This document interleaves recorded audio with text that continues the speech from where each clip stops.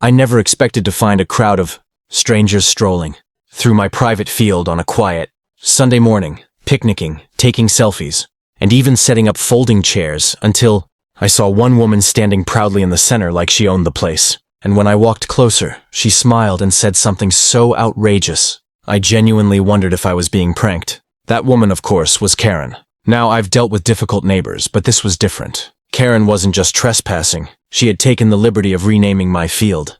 She called it a community space, not a park, not a shared walkway, a community space. And according to her, that meant I was inconveniencing the neighborhood by leaving it fenced and closed most days. To make things worse, she'd already roped in a few neighbors who didn't know any better. She told them I was planning to sell the land to developers, that I didn't care about nature, and that she was taking proactive steps to protect the community environment, which was hilarious, considering she didn't even live on the same road as me. She had moved in only 2 months earlier. When I confronted her, Karen held a clipboard like some official land inspector.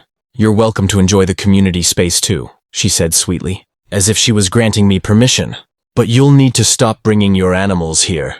They ruin the aesthetic. My animals, my livestock, on my land." I tried to explain, calmly at first, that this was private property, legally registered under my name, and nothing about it was open to the public. But Karen waved her hand dismissively and told me she had already shared photos online, announcing the new community meadow. She said the neighborhood needed more green space, and that she had taken charge. The arrogance was unbelievable. By the time the sun started dipping toward the horizon, I had a decision to make. I could call the sheriff, report trespassing, and deal with a long mess. Or I could let Karen continue thinking she was in control, just long enough for my livestock to return from their grazing rotation. And trust me, the livestock had a way of settling the issue far better than any argument. I walked back toward the gate with a small smile forming. Karen had no idea what was coming. And the best part? I didn't have to lift a finger. The moment I stepped through the gate, I could already hear the faint bells attached to the collars of my livestock drifting through the trees. Karen and her little community group were still arranging blankets and pretending they owned the place, completely unaware that nature's version of justice was heading straight toward them. And honestly, I might have enjoyed the anticipation a bit too much. Karen had organized a full event by the time I returned. She had lemonade jugs, a portable speaker playing soft music, and even a sign she had scribbled on cardboard. "Welcome to the community meadow. Respect the space." The audacity was breathtaking. Several neighbors still looked unsure, glancing around as if they sensed something wasn't right. But Karen remained confidently oblivious. I kept my distance and leaned against the fence, waiting. Seconds later, the first goat trotted into view. Then another. Then the rest of the herd came pouring out from the tree line like a furry avalanche. Karen froze mid-sentence. Her smile twitched.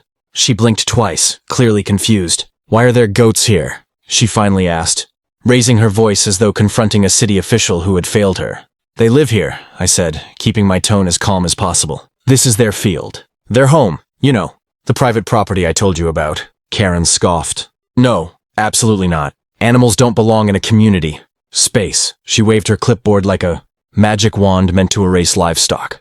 "Goats are messy. They're loud. They chew things. Please remove them immediately." But the goats didn't care about her demands. They marched straight toward her picnic setup, tails wagging as if they had discovered a buffet.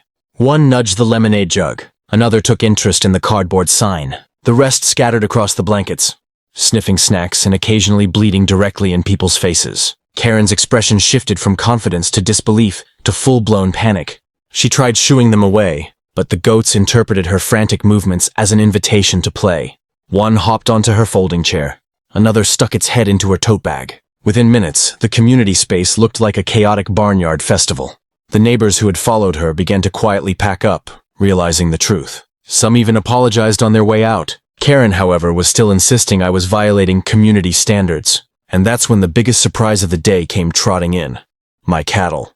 As the ground began to vibrate under their steps, the picnickers exchanged nervous glances, unsure whether to run or stay still. Karen turned sharply, nearly tripping over a goat, clutching her clipboard like a flimsy shield against an incoming situation.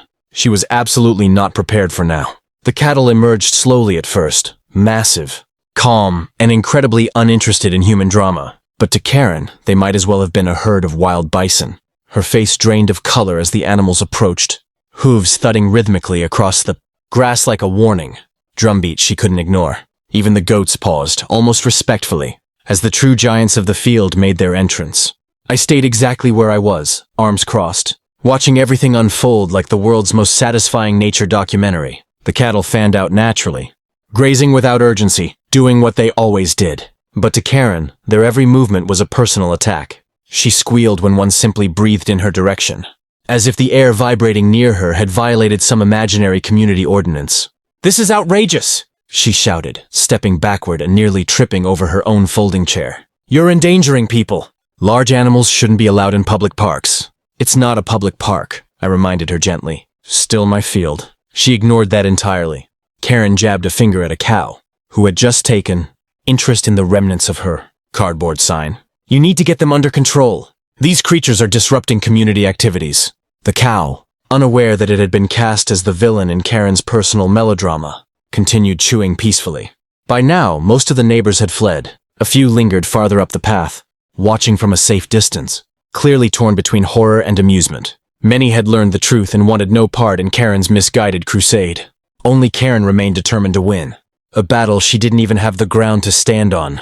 "What part of private property do you not understand?" I asked, stepping closer, not threateningly, just firmly. "You organized an event on land that doesn't belong to you, without asking permission, and now you're upset the actual owners showed up." Karen lifted her chin stubbornly. "The community needs green space, and if you refuse to share, then I will take this to the HOA. "You're not even in our HOA, I pointed out. She hesitated, eyes darting. Well, communities talk. And I know people. Important people." The cows responded by collectively sighing, which only made her flinch again.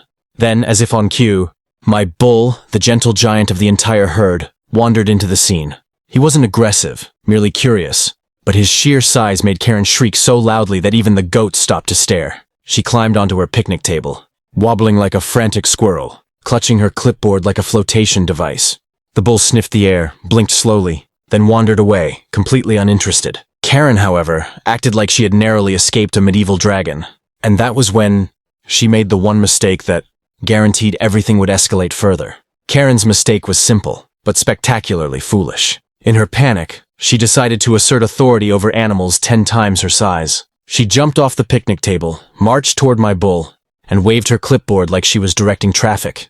"Shoo, go away! This is a people area," she shouted, as if the bull understood English and cared about her imaginary rules. The bull stopped, tilted his head, and blinked at her slowly. That alone was enough to send Karen into another dramatic backstep. And then, because fate has a sense of humor, the wind blew, flipping the pages of her clipboard. They fluttered like a flag right in front of the bull's face. He didn't charge. He didn't get aggressive. But he did what bulls naturally do when something strange flaps near them. He gave a single, curious huff through his nose. To Karen, though, that huff sounded like a declaration of war. She shrieked, turned, and sprinted across the field in a way I didn't think was physically possible for her. The goats, startled by the sudden movement, assumed she was initiating some kind of strange game, so half the herd began racing after her enthusiastically. Her legs pumped like she was escaping a zombie apocalypse. Her clipboard flew into the air. Her shoes nearly came off. She didn't stop until she reached the far gate, where she attempted to climb over rather than open it. Meanwhile, the bull simply wandered back to grazing. By the time Karen cleared the fence, falling into a patch of thistles on the other side, most of the neighbors had already left the area entirely. Some laughed quietly. Others apologized again for believing her. One elderly neighbor shook his head and muttered, "She'll learn the hard way, I suppose." I approached the fence and looked down at Karen, who was brushing thistle spikes off her clothes. Her hair wild, her pride in tatters. She opened her mouth, probably to blame me again, but I cut her off gently. "For the last time," I said, "this is my land, my livestock, my responsibility, not a community park, not a meadow for you to manage, and definitely not your personal event space." Karen's face twitched. She wanted to argue, but she had nothing left. Not after sprinting away from a bull, who hadn't even cared she existed. That afternoon, she removed her online community meadow posts.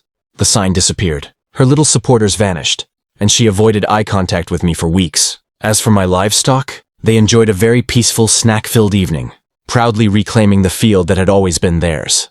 And Karen never tried to redesign my land again. If you enjoyed watching Karen's epic fail, make sure to hit that like button, subscribe so you don't miss more wild stories, And drop a comment below telling me what you would have done.